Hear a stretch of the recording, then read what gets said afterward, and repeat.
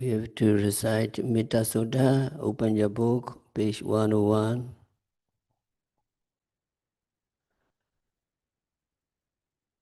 Recite together mindfully, slowly.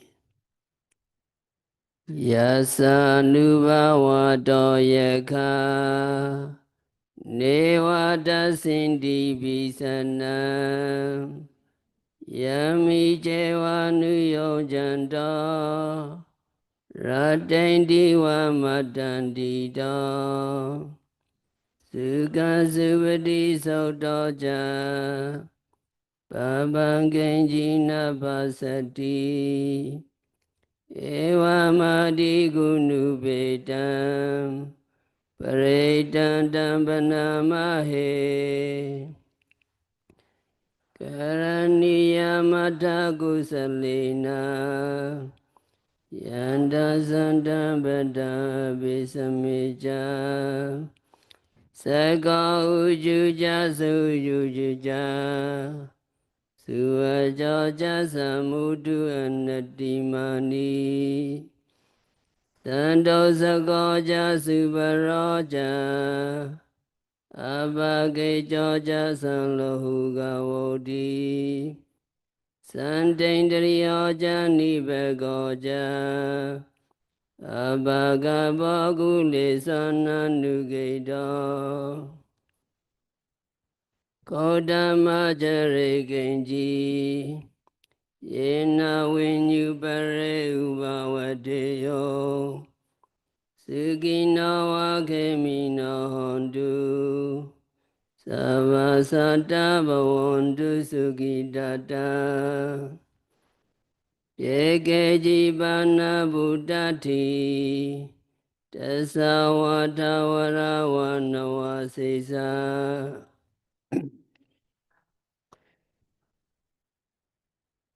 Meji Marasaka Nugatula Data Vayewa Data Yewa Dure Vasandiya Vidure Buddha Vasambhave Siva Savasata Bhavantu Sukhidata Paranigopeta Nadi Minyeta Gata Jinakanji Yarosana Vediga Sinya Ninya Minya Sadoga Mejeya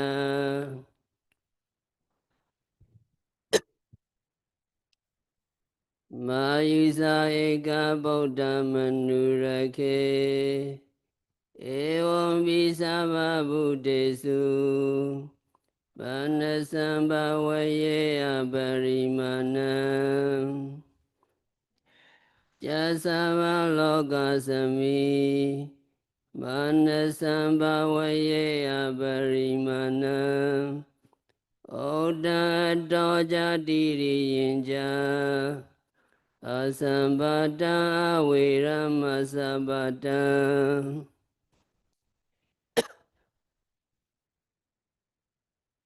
Sayano Yavata Savitamida Eta Sate Adeteya Brahma Meta Viharamidamahu Silavata Sanena Sampano Kamesu Vinayagita Naija Dogavaseya Bunaredi. English translation. By the power of this sutta, the yakas do not show fearful vision. A person making effort in metta day and night,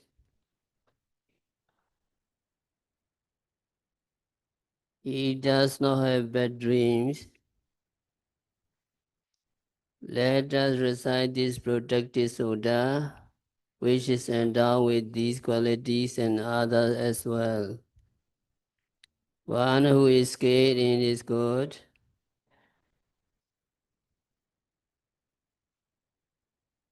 To practice three kinds of training, he should be able, upright, very upright, obedient, gentle, and not conceited. Easy to take care of, have few engagement, have light living, have few possession, and keeping his senses in control, mature and not impudent, and are attached to the family's devotees.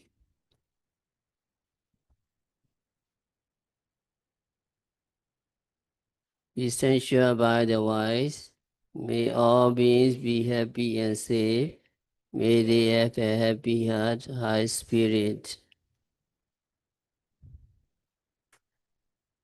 Female or strong, long or big or medium or short, small or fat, round, seen or unseen, those dwelling far or near.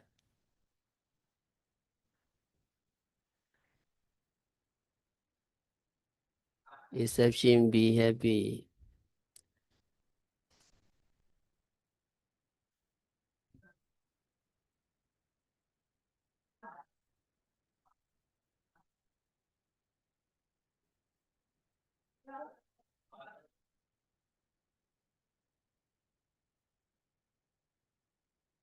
So to such extent, cultivate a boundless heart, towards all beings.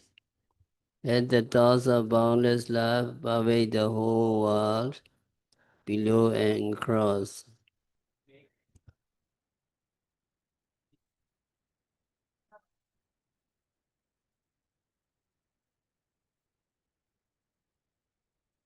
As long as one is awake, one should develop this mindfulness in loving kindness.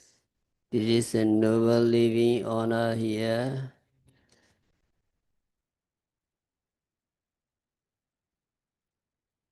Virtuous and endowed with vision, the first stage of enlightenment, disgusting attachment to sensual object.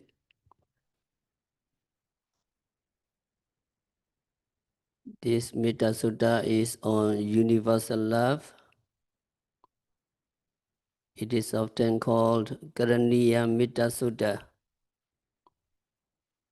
because it begins with the word Karaniyam. It is very popular sutta recited by Buddhist monks on almost every occasion and at every ceremony. You know the story. Buddha delivered this sutta to a group of monks who had gone to the forest, who had gone to the Buddha to ask that Buddha give them a subject of meditation. After studying and learning the subject of meditation, the monks went to a place in the forest to practice meditation. This was just before the Vasa or rainy season,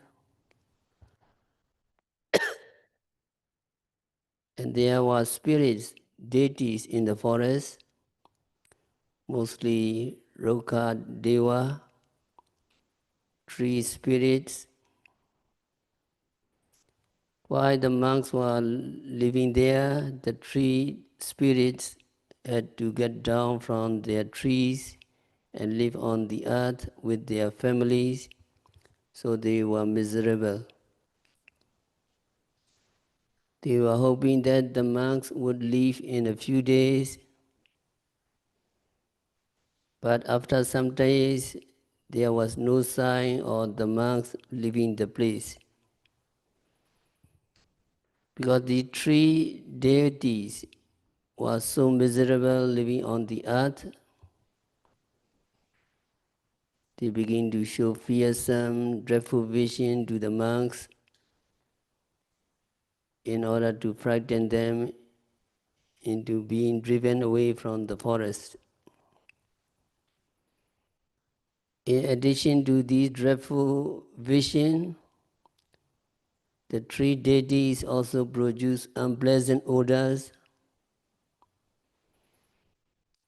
Oppressed by these visions and odors, the monks could not practice meditation well. When they could no longer tolerate this, they returned to the Buddha and asked him to send them to some other place to practice meditation. The Buddha looked with his supernormal vision, but he could not find any place for them on the whole earth other than the place that they had gone to.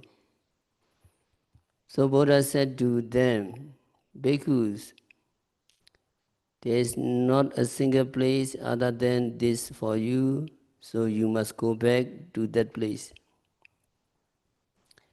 And Buddha continued, formerly you went without weapons. Now I will give you a weapon. Take this weapon and go back to the same place and practice meditation.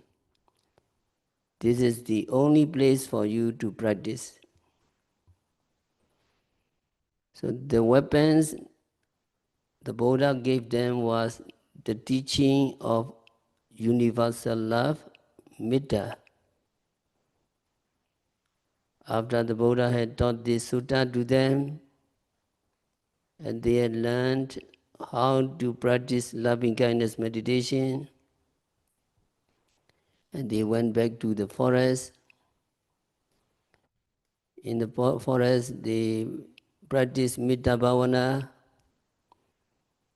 and based on Metta Jhana, Metta Bhavana, they practiced Vipassana, and finally they all became fully enlightened Arahant.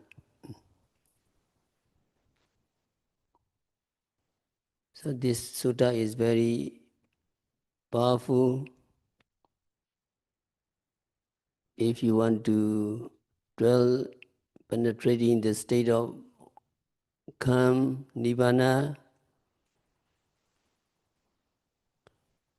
You need to practice three kinds of training. Yogi should be able, upright, very upright, obedient, suvajo.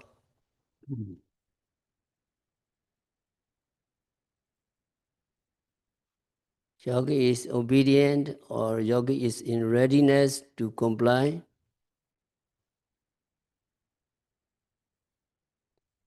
The person who is stubborn or not taking good advice is an unruly person known as Dopaja. Such a person is obstinate and is not ready to listen to the benevolent advice given by good people. So he is in the habit of speaking counter to what others have said with a tendency to hold a contrary opinion. He may think of the other as being bossy.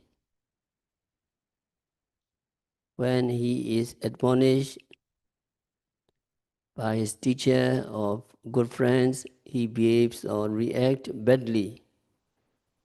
When asked, he refuses to admit his own fault. If he remains silent, it will cause mental distress and annoyance to others. Even though a person may admit his own fault, then and there, he may later continue to do bad deeds without changing himself. This also amounts to disobedience. The commentary say that such a person is remote, or rather miles apart from achieving higher Dhamma.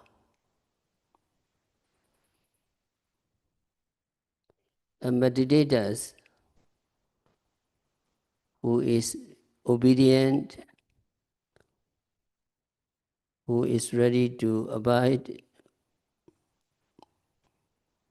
by the instruction given, he or she will accept any kinds of good advice or sincere warning with pleasure.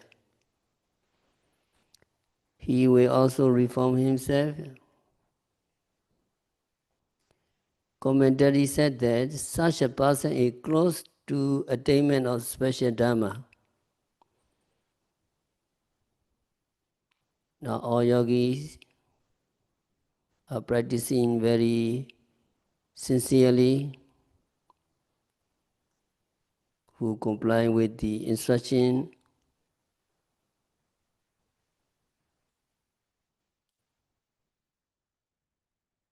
are found to have made great progress during the retreat. And meditators,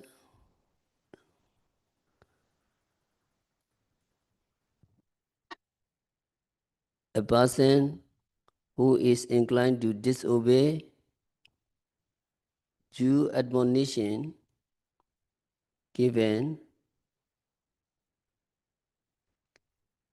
is likely to become angry without being able to develop metta.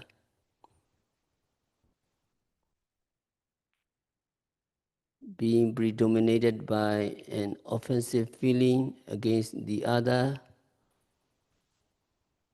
who tenders good advice. So it is really essential for the yogi to be obedient.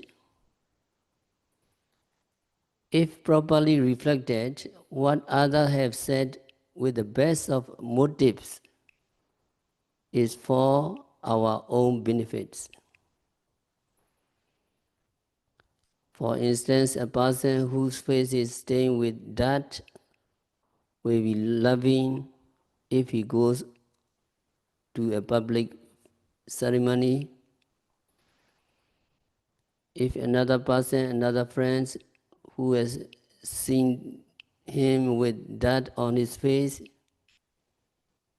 has made him know of this fact, he can very well wash and cleanse the dirt on his face.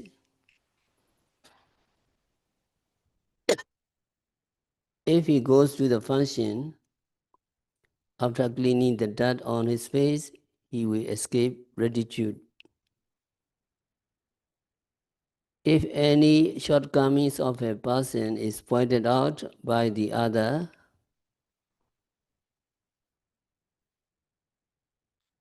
yogi should be grateful to the well-wisher.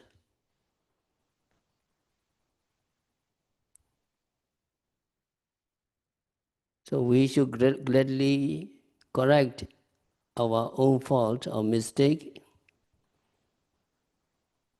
if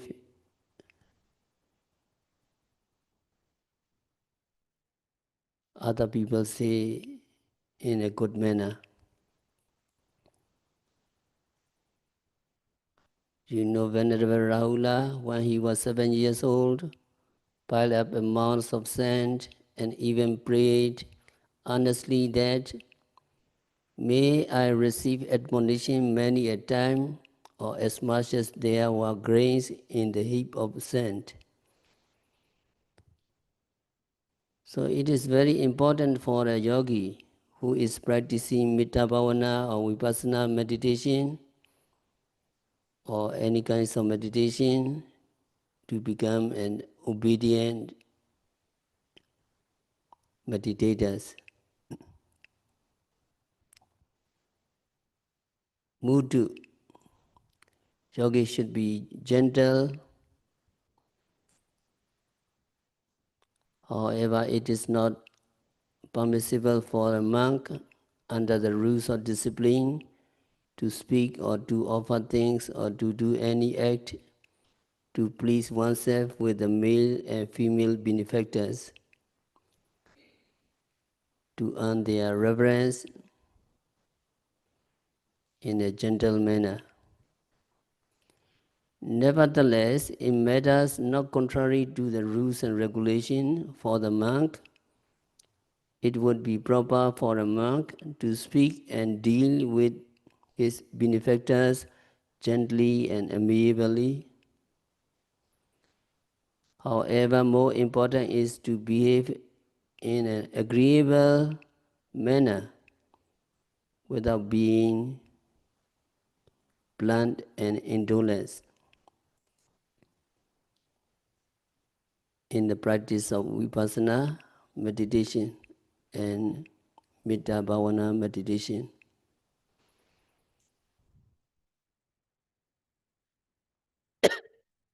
If yogi is not lazy and if yogi have confidence in the practice, yogi is very gentle, very flexible in the practice of meditation.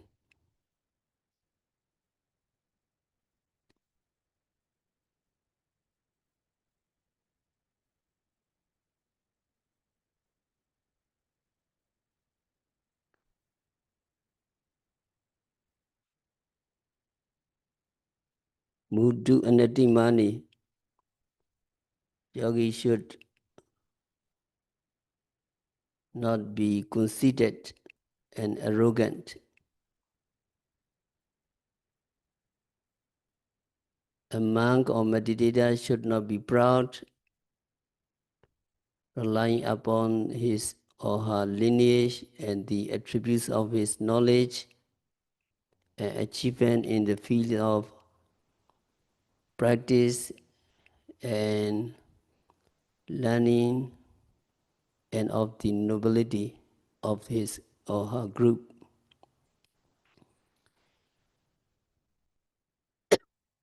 Yogi should not behave in a rude manner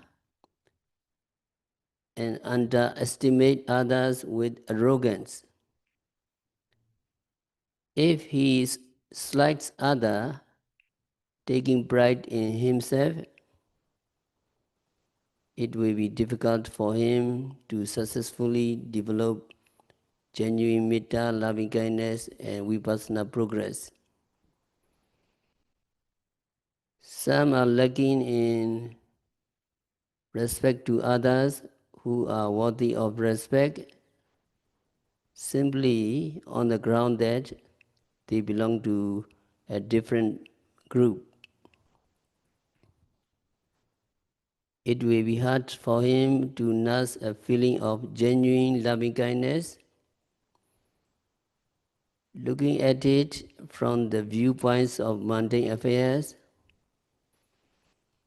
the person may meet with trouble and danger by being rude to others who might appear to him as having no power.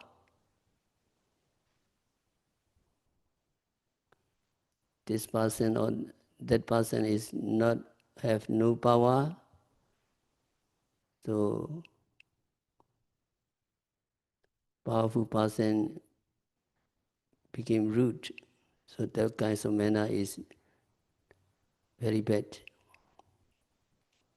You know the story of Sejong clan? The disaster which came upon the royal family of Sejong clan, Buddha relatives, brought about by the Vidyadupa prince, was the consequential effect of negligence and conceit. Most of the Sejong clan were killed by Vidyadupa army. So yogi should be gentle in mind without being arrogant and quarrelsome. In this regard, the commentary has pointed out that one should humiliate himself just as the Venerable Sariputra had the habit of humbleness like a mendicant. The mental disposition of Venerable Sariputta was described in this way. A beggar, whether a boy or girl, with an earthenware container in hand, with shabby clothes on, when entering a village, practiced humiliation. The Venerable Sariputta restlessly put up to the enlightened Buddha that he had submitted himself to humiliation like this beggar boy or girl begging for food.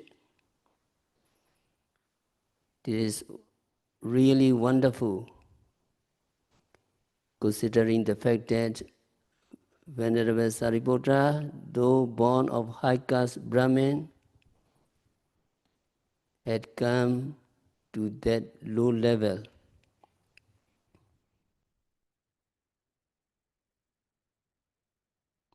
So we all should emulate Venerable Sariputta exemplary behavior. It is very good behavior to be humble.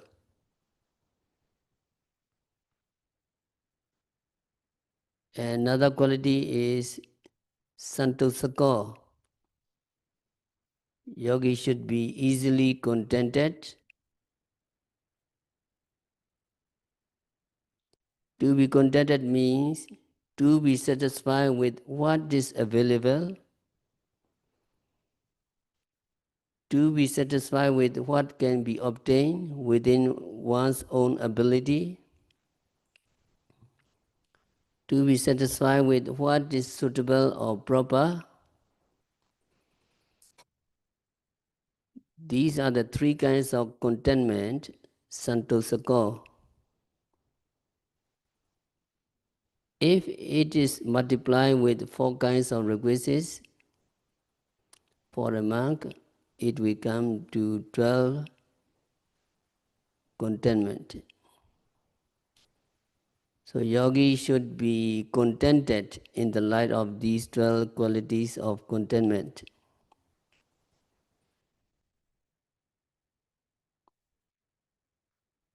With reference to the mode of contentment,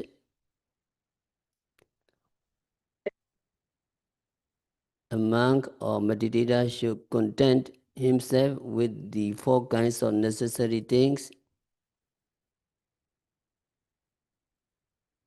such as meal, robes, monastery or dwelling place, and medicine, as may be available under any circumstances. As regards food, Buddha had given exhortation to the monk from the time of their first entering into monkhood as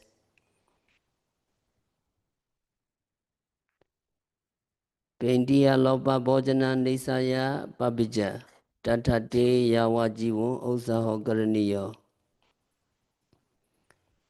A monk should truly maintain his observance of the precepts as a monk by merely depending upon the food, maybe a spoonful or a handful obtained from the respective house of the faithful donor by going in person for alms. The newly ordained monk should endeavor to live on these kinds of food obtained from the donor throughout his life. The significant point is that monks should go round for alms and lead a holy life, befitting a monk without giving trouble to devotees or without causing any other person to become burdensome for him.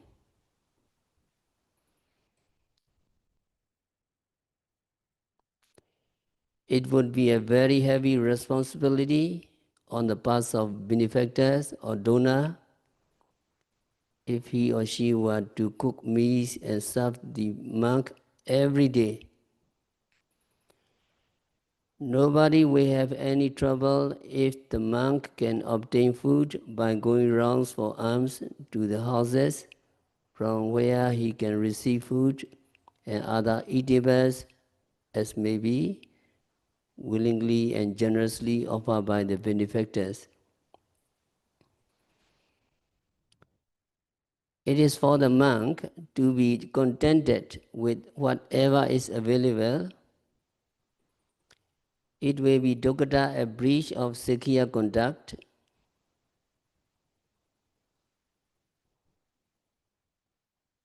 or bhikkhu, if the monk asks for food from a person who is not a relative without being invited, unless he is sick.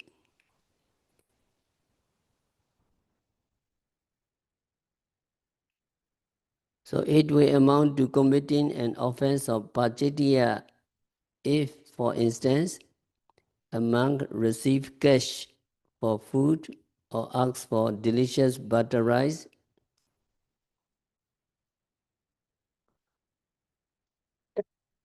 even at the time of serving the meals. If a monk is not invited, he could not ask for it. Nowadays, you can come across some monks near a famous shrine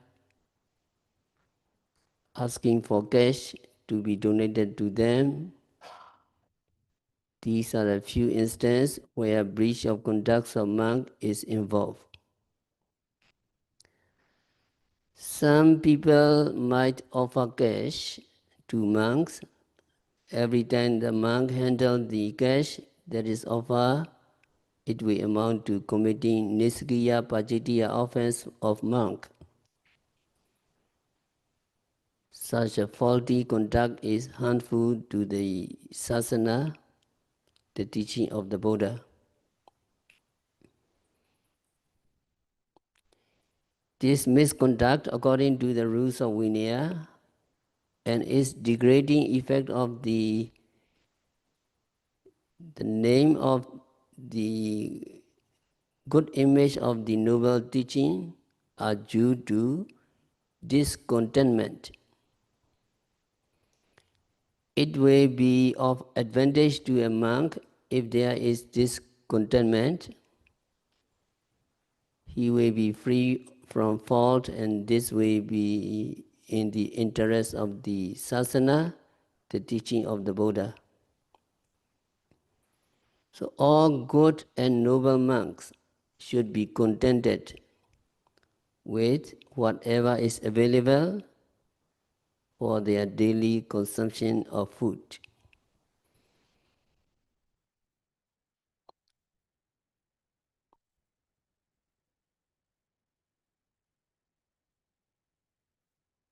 And as regards robes, Buddha has instructed to be content with pansukula robes, that is, robes made of rags taken from a refuse heap. Even our Lord Buddha took clothes, pansukula clothes from the corpse,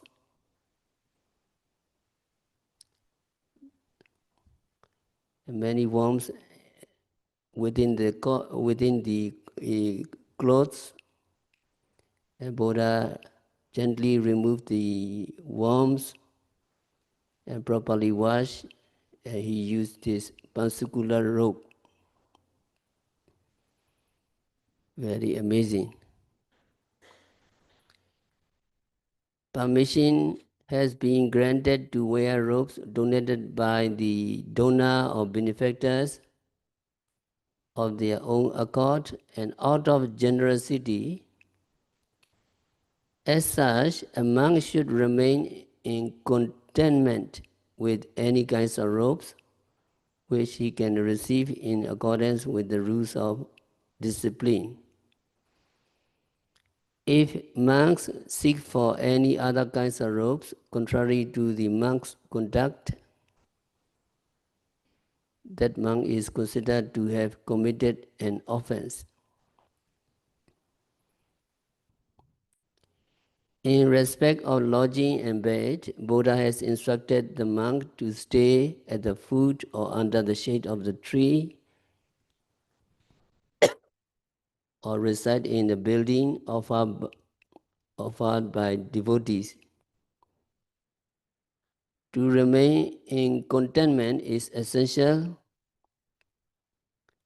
If a monk accepts cash and requests that a building be constructed with that money, or if he receives the gift of money in person and keeps it in his possession, or if he personally spends this money for the purpose of building a monastery, that monk is guilty of the monk's offense. So it is also against the rules of discipline for monks to dwell in such building either by him or any other monk.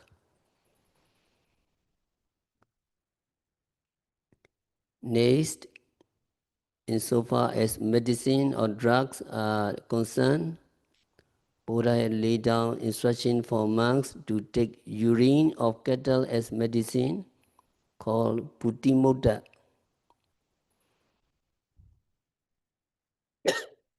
It is learned that some people who suffer from neurotic pain have been cured by taking orally the cattle urine. Medicine which has been discarded as rotten and putrid is called putimodda in a way. This definition calls for consideration whether it is a real intention of the Buddha, because according to the present day pharmaceutical plants or pharmacologists, they have instructed to avoid taking medicine or drugs the potency of which has expired. If the stinking and putrid drugs are taken, it may not have the desired effect for not being efficient to remedy the disease. Also, it may be difficult to search for a medicine that has been discarded. So there is food for thought as to whether, according to the interpretation of the grammatical term putimodda,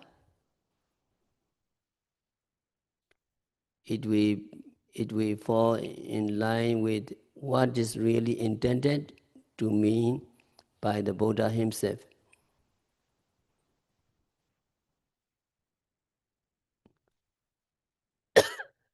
In regard to medicine, a sick monk can ask for it from any person. However, it will be a niskriya offense for a monk if he asks for money from others, buys medicine and makes use of it. Contentment is also necessary relating to the medicine that is available. If the monk remains in contentment with what is available, it is known as yatha labha santosa. Then, because of sickness or weakness, when a monk makes use of suitable food, robes, monastery, bed, and medicine, which he received in exchange for his own properties, which are unsuitable, it is called yatha bala santosa. What is meant by it is to be contented with what is available to him in his own capacity or within his own ability. and then consuming food and wearing robes, etc., which are pure in quality, which have been received in exchange for his properties that are considered too good and improper for him to take use of them, is called Yatha Sarupa Santosa. It means to be contented or to be satisfied with properties appropriate or suitable for the purpose.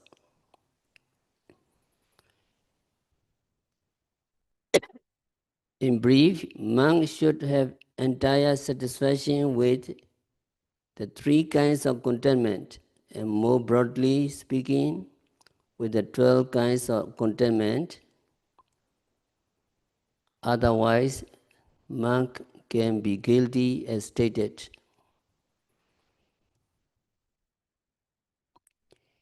In this mundane world, to have satisfaction with his or her own wealth is important. If no contentment can be found, you can become miserable. Being eagerly desirous of something which is not within his own reach, if he does anything that ought not to be done, he is likely to commit a criminal offense.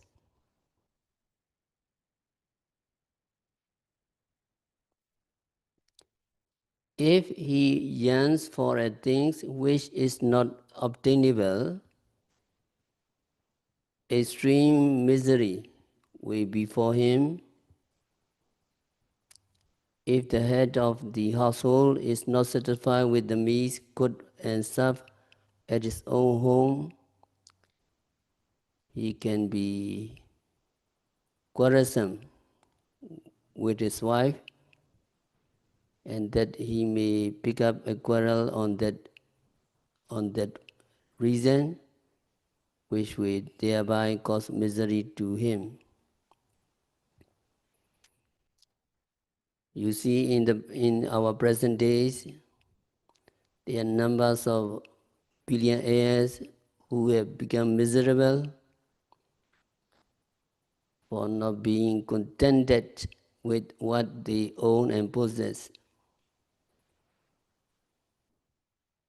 However, a person who is living from hand to mouth, if satisfied with his condition, can find happiness.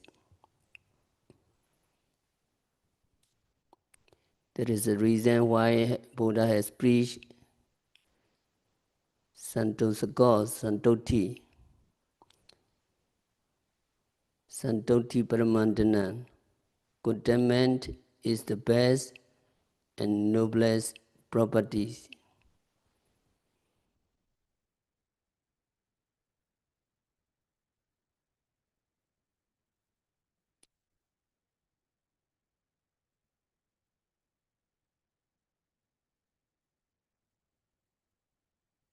The yogi who is contented with what he gets,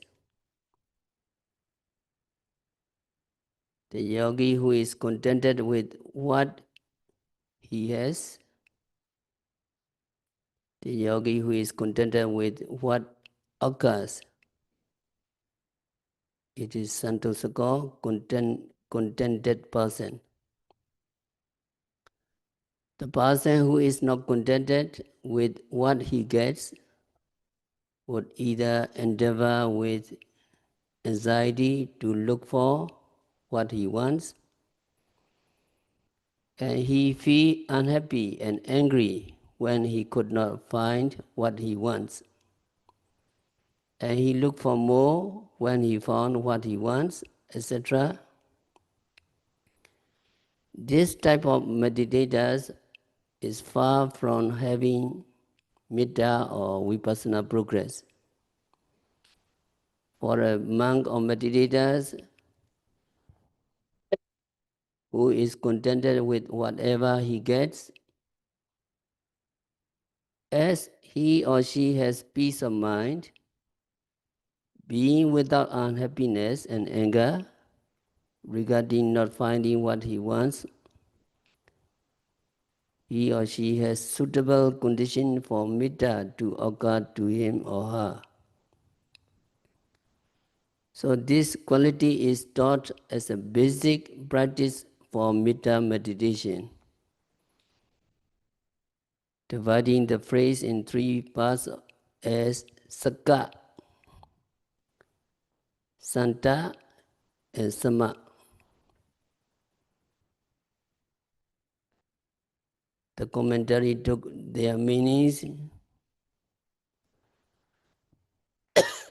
and defined the phrase as follows. From Sakka it becomes Sakena to Sako. Yogis who is satisfied with his own possession. From Santa it becomes Santena to Sako. Yogis who is satisfied with what exists. And Sama it becomes Samena to Sako. Yogis who is satisfied equally with both good and bad. So the guys of yogis is Santusako.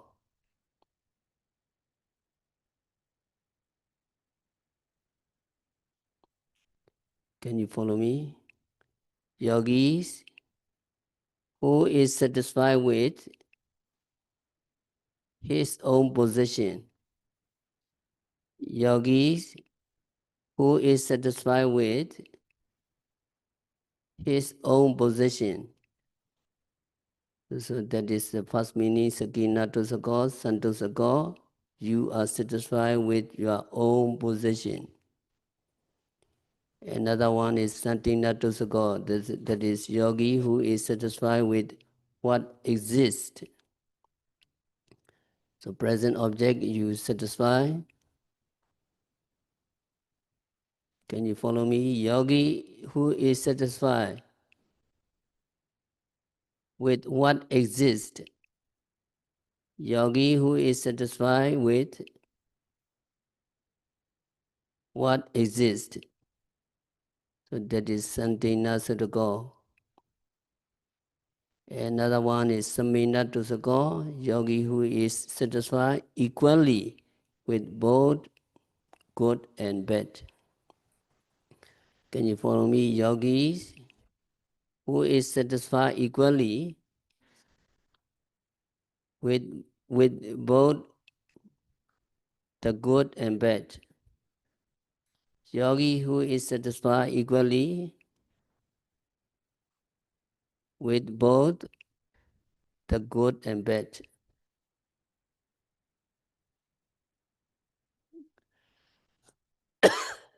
So you are contented with your own possession. And that yogi is without agitation at the time of accepting them, at the time of using them, whether the requisites are good or bad, whether they are well made or not, you are said to be contented with your own possession. Another meaning is yogi is contented with what you got, and that which is with you, and you are contented with whatever requisites that exists in you. So present object, you satisfy, you contented. Another meaning is saminato sako. Sama means neither being delighted at pleasant object or angry with unpleasant object. Whatever objects arising, you quickly observe, you capture the nature of mind and matter, and they disappear very immediately. So regarding good or bad object, regarding pleasant or unpleasant object, you are not delighted at pleasant object, you are not angry with unpleasant object, because you are contented with all objects, with that evenly balanced mind. So you are contented equally. This is very meaningful for the yogis to practice contentment.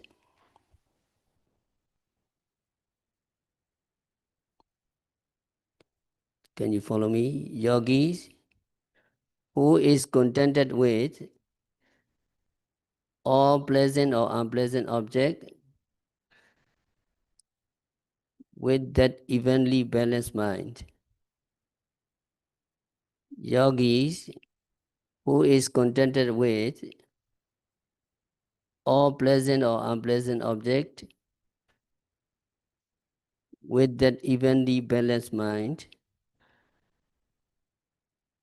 So you are very contented equally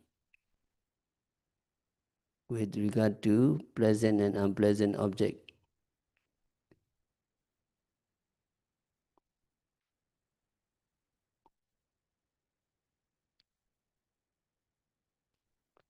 So yogi should be gentle, yogi should be obedient, yogi should be humble, yogi should not be conceited, yogi should not be proud. Ordinary people, those who are not Arahant, tend to feel pride. They proud in their birth, they proud in their education, they proud in their knowledge, and they proud in their ability to do things. They are proud in their attainments. So this conceit can arise even in the minds of those people who have reached the third stage of enlightenment, anagami. Even anagami enlightener can have this kind of conceit. Although their conceit is not so great, not so bad, but yogi must try to get rid of this pride, or must try to diminish this pride and be humble. It is because when we are proud, we are not approachable, we cannot teach properly. So we cannot be a good leader, or we cannot be a good teacher to people if we are proud. That is why a monk or a meditator should be humble. The more advanced you are spiritually,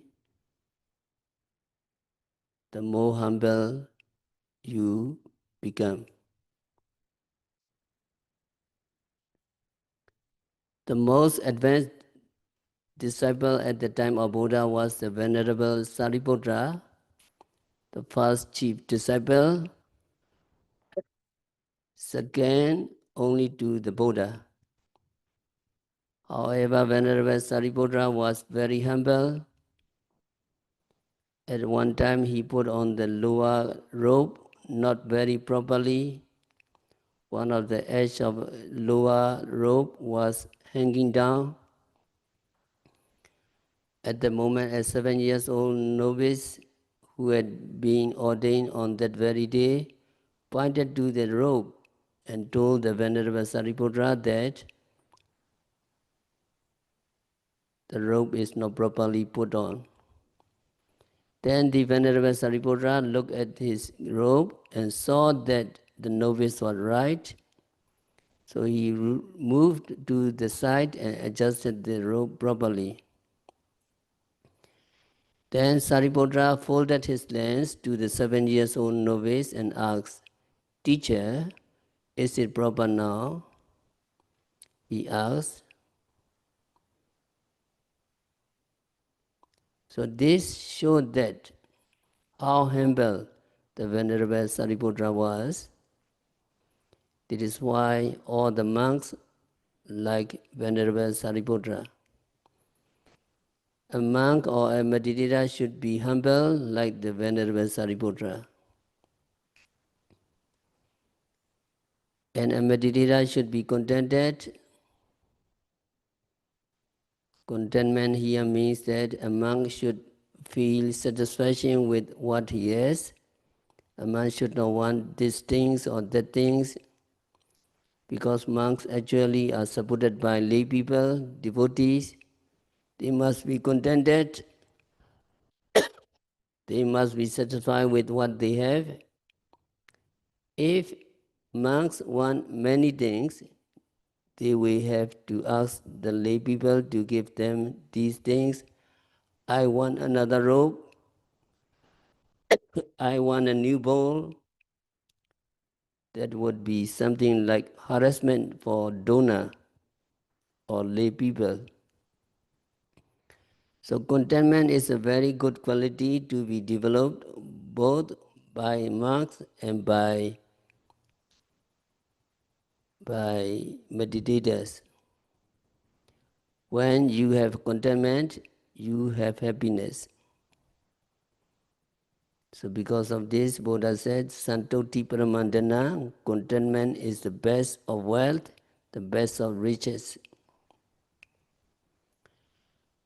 Yogis who are contented are rich because you are not lacking in anything. You don't need anything. With the present object, you really contented, you really satisfied. And contentment is compared in the books to covering the sole of your feet with leather. When you want to walk on the earth, you cannot cover the whole earth with leather, but you can cover the sole of your feet with leather. When the sole of your feet are covered, virtually the whole earth is covered. In the same way, when you are contented with what you have, then you have everything because you need nothing. So during the practice, try to be contented with the present object. So it is very important, very good practice. So we continue next time. We have to stop our discourse for today. By practicing vipassana meditation, by observing every phenomena occurring at the six senses, by developing metta bhavana and vipassana bhavana diligently, may all yogis be liberated from all suffering. May all meditators realize the real peace in the very near future.